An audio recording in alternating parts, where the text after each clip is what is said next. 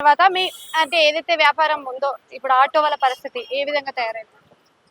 రేవంత్ రెడ్డి వచ్చిన తర్వాత మాకు ఎలాంటి ఇది లేదు. హ్మ్. 12,000 రూపాయలు ఇస్తున్నారు, ఇవ్వలేదు.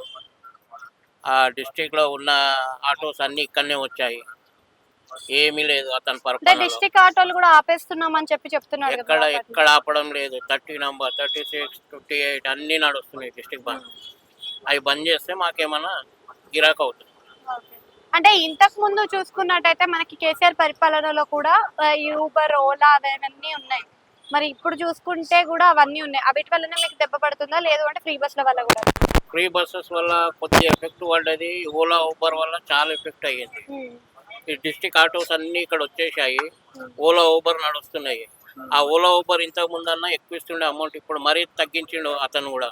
హ్మ్. ఏమీ లేదు. హ్మ్. డిస్ట్రిక్టే మొత్తం ఎవరు చూడు ఓలా, ఊబర్ టూ వీలర్లు నడుస్తున్నాయి. హ్మ్. మావేమో ఇది యెల్లో ప్లేట్స్ సిటీవి. వితౌట్ ప్లేట్స్ ప్రైవేట్ వాళ్ళు వీళ్ళు అందరు నడుపుతున్నారు. టూ వీలర్స్ కూడా ఎలక్ట్రిక్ బండ్లు కూడా చాలా ఎక్కువైపోయాయి. ఎక్కువైపోయాయి. ఎలక్ట్రికల్ ఎక్కువైపోయాయి. మళ్ళీ డిస్ట్రిక్ట్ బండ్లన్నీ ఎక్కువైపోయాయి. సో అవేమన్నా తీసేస్తే మీకేమైనా లాభం పొందే అవకాశం అవి తీసేస్తే మాది వ్యాపారం మాకు నడుస్తుంది.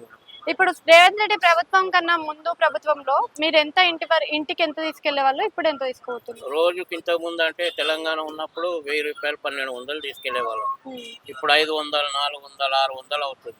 300 రూపాయలు ఆటో కిరాయి అవుతుంది. హ్మ్. 300, 400 ఏం బతుకుతాం? ఓకే. మరి ఉచిత పథకాలను అందిస్తున్నాడా?